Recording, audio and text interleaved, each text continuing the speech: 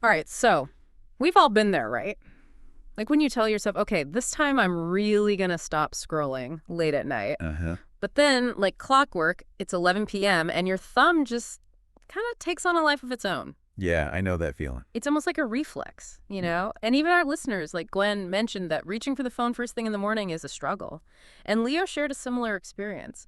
It seems like these habits, they're kind of glued in place, even when we really want them gone. Oh, absolutely. And it's so universal, isn't it? I mean, we genuinely want to change, to improve, but these deeply ingrained patterns often pull us in the opposite direction. It's like this constant push and pull, a battle against our own wiring almost. It is, and that's precisely what we're going to dive into today. The science behind why breaking bad habits can feel like, well, it's trying to move a mountain.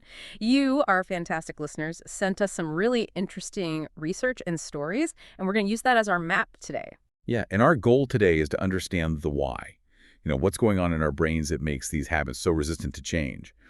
And then, even more importantly, what are some things we can actually do about it? hmm Because just relying on willpower, well, we all know that doesn't always cut it. Okay, so let's start with the basics. Where do these habits even begin? I keep seeing this term habit loop pop up in the material you all sent in. Right, the habit loop. It's fundamental, really. Mm. Charles Duhigg, he's done a lot of work on this, describes it as this three-stage process.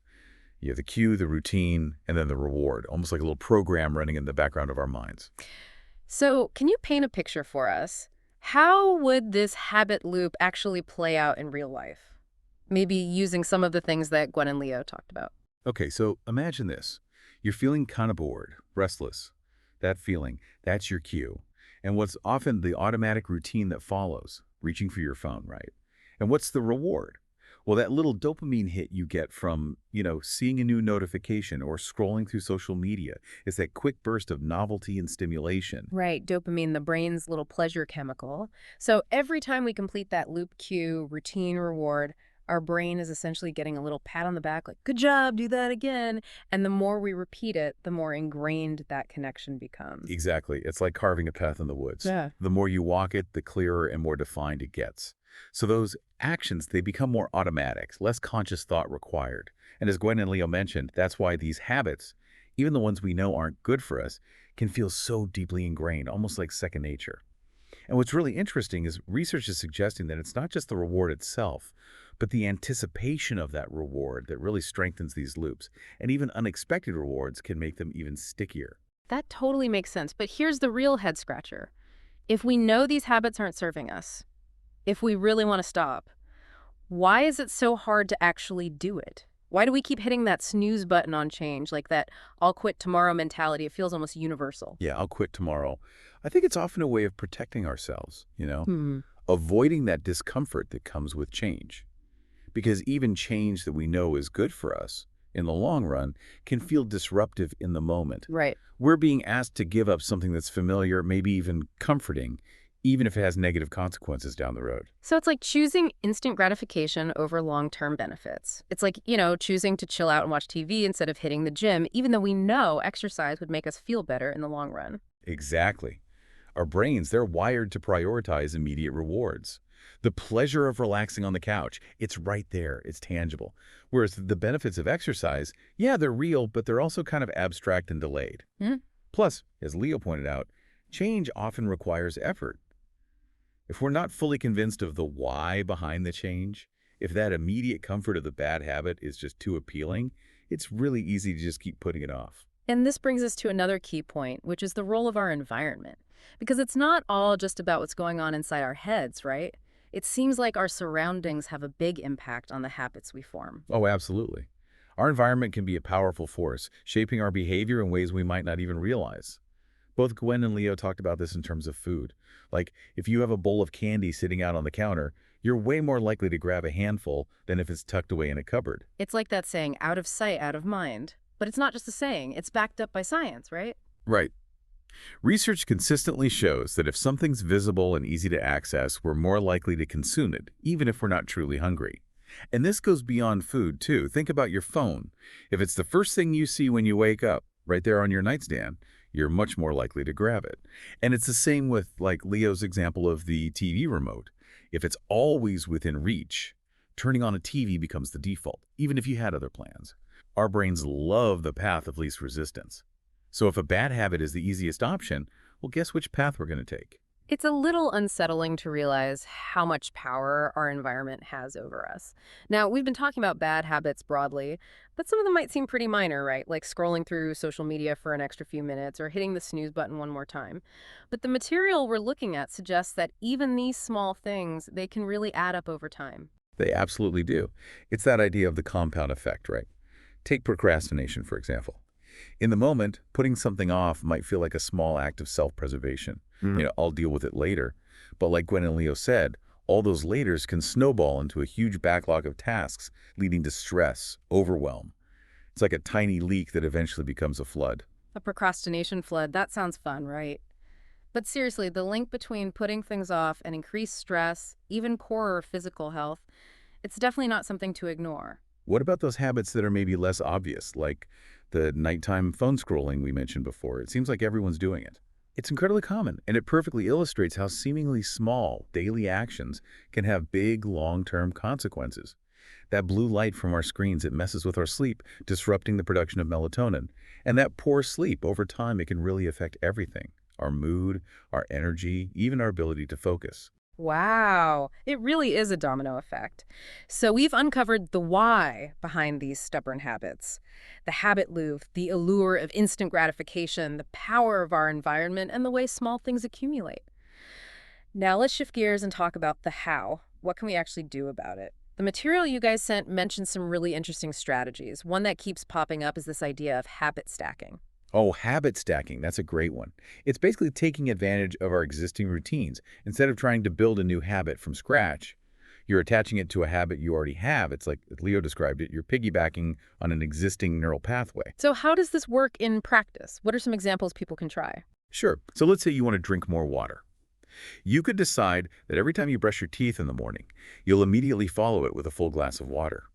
Since brushing your teeth is already a non-negotiable part of your routine, you're using that to anchor the new habit of drinking water. Or maybe you want to stretch more. You could do a few stretches right after you pour your morning coffee. Or if you're trying to read more, commit to reading just one page every night right before bed.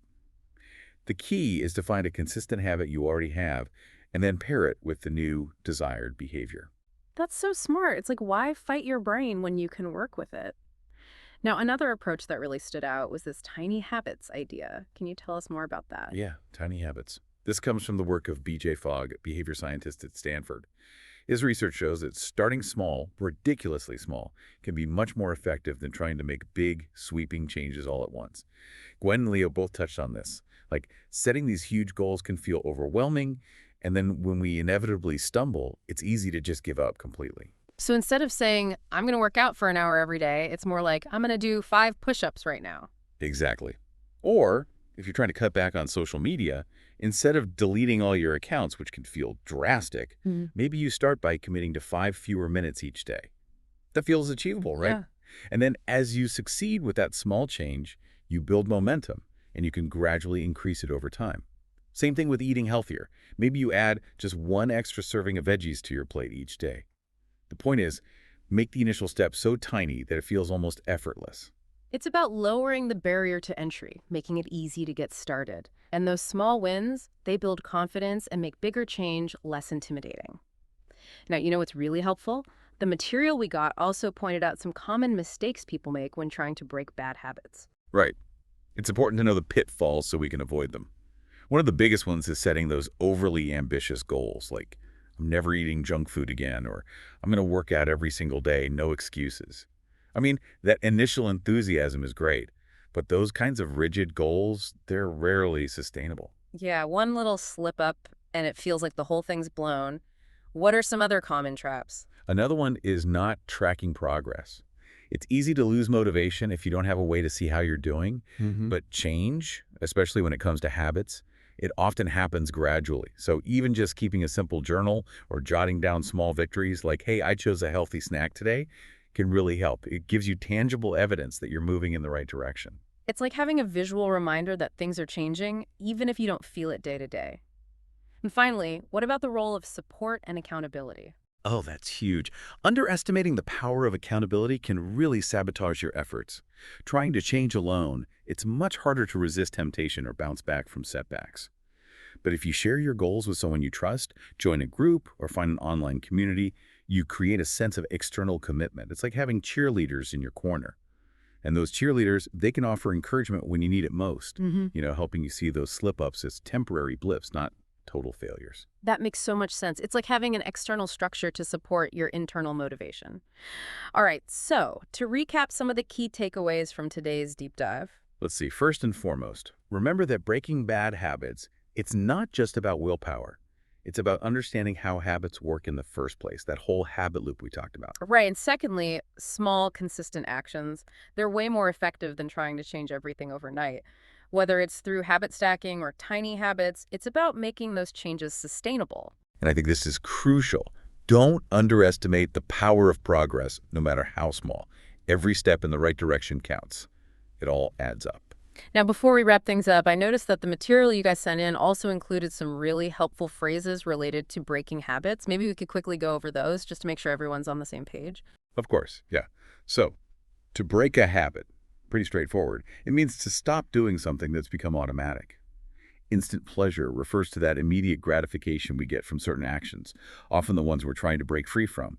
When we put things off, we're delaying or postponing things.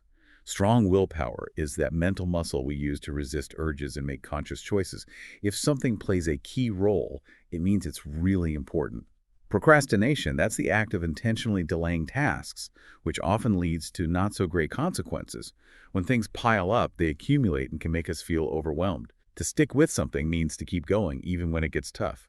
A slip-up is just that, a temporary lapse, a minor mistake.